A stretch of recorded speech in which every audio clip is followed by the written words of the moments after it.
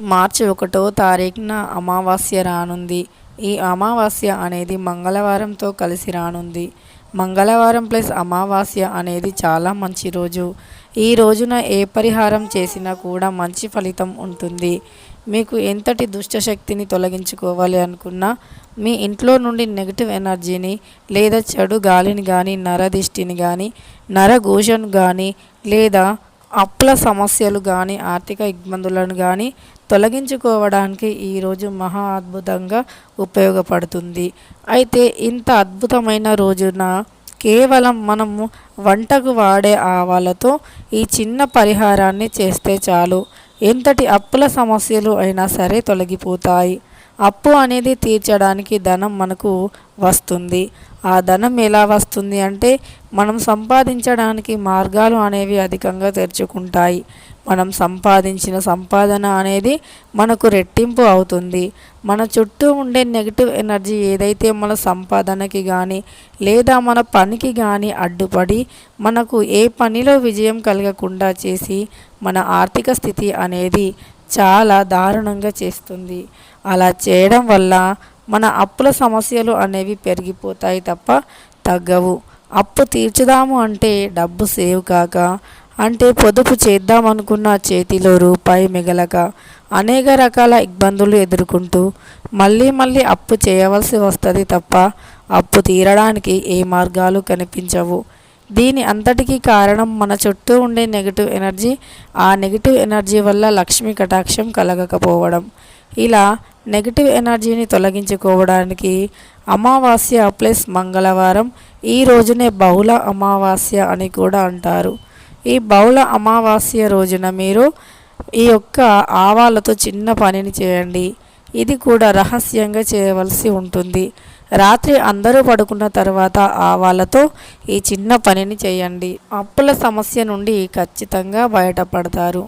రహస్య తాంత్రిక పరిహారంలో తెలుపబడిన ఈ ఆవాలతో పరిహారం ఎలా చేయాలో మనం తెలుసుకుందాం.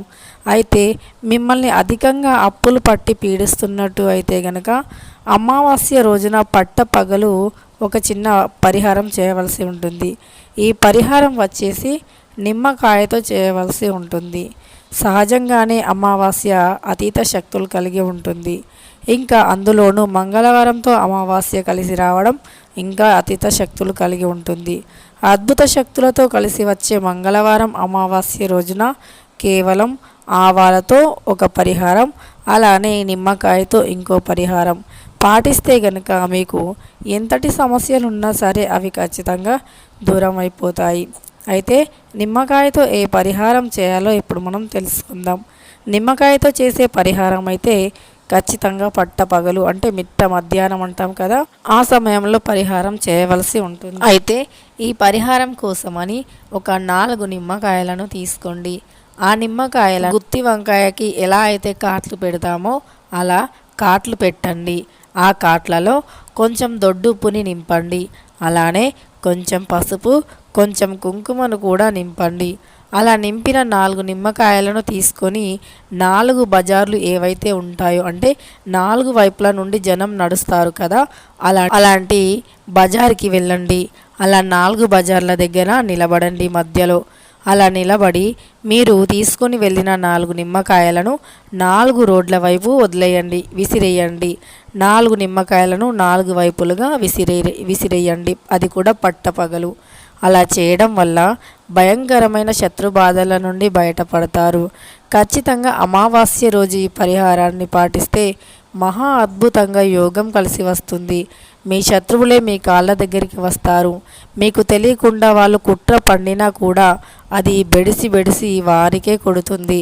కాబట్టి అమావాస్య రోజున నిమ్మకాయతో ఇలా చేస్తే శత్రు బాధలు, శత్రు భయాలు ఉండవు. ఎంతటి శత్రువుల నుండి అయినా మనం బయటపడతాము.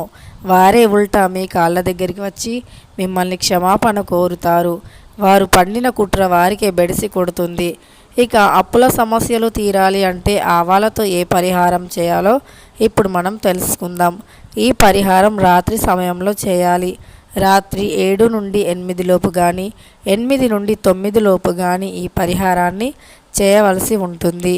ఈ పరిహారం కోసమని నల్లటి ఆవాలు తీసుకోవాలి.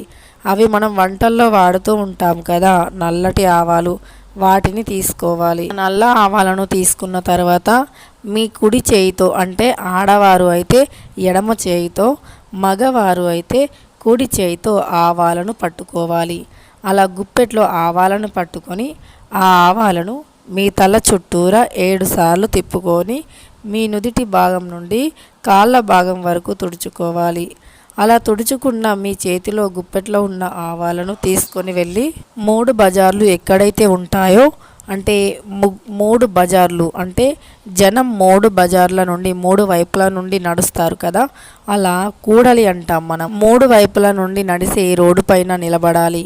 అలా నిలబడి మీ సమస్యను, మీకు ఏవైతే అప్పులు ఉన్నాయో ఆ సమస్యలు తీరిపోవాలి అని సంకల్పించుకొని మీ చేతిలో ఉన్న ఆవాలు, అంటే ఆడవారు అయితే ఎడమ చేయి, మగవారు అయితే కుడి చేయి అన్నాం కదా, రాత్రి సమయంలో అమావాస్య రోజు ఇలా చేసి మీరు 3 బజార్ల దగ్గర నిలబడి ఆ ఆవాలను తలా కొన్ని విసిరివేయాలి. అంటే 3 బజార్లకి ఆవాలను కొన్ని విసిరేయాలి. అలా విసిరేసి వెనక్కి తిరిగి చూడకుండా మళ్ళీ మీ ఇంట్లోకి వచ్చి, అంటే ఇంట్లోకి కాదు, మీ ఇంటి దగ్గరికి వచ్చి ఇంటి బయటే కాళ్ళు చేతులు ముఖం కడుక్కొని ఇంట్లోకి రండి.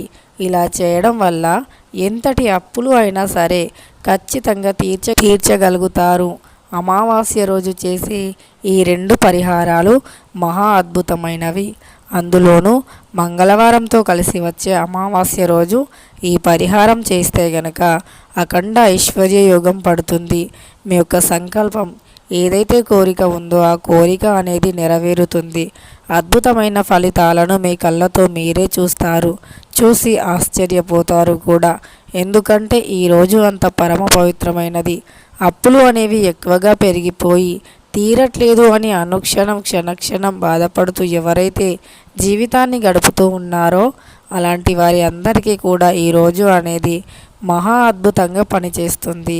అంతేకాకుండా మీరు భయంకరమైన శత్రు బాధలతో కూడా ఎవరైతే భయపడుతూ ఉన్నారో, లేదా నరదిష్టి నరఘోషతో, నెగిటివ్ ఎనర్జీ దుష్టశక్తితో ఎవరైతే అనేక రకాల సమస్యలను ఎదుర్కొంటున్నారో అలాంటి వారి అందరికీ కూడా ఈ అమావాస్య అనేది చాలా బాగా కలిసి వస్తుంది.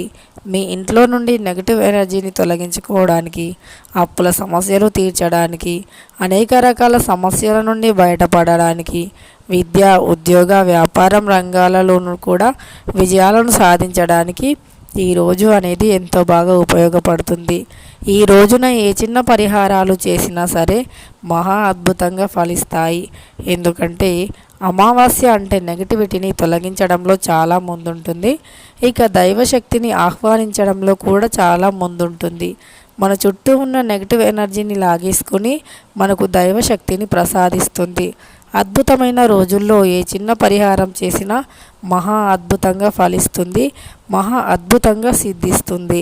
ఇక ఈ వీడియో మీకు నచ్చినట్టు అయితే లైక్ చేయడం అస్సలు మర్చిపోవద్దు. అలానే సబ్స్క్రైబ్ కూడా చేసుకోండి.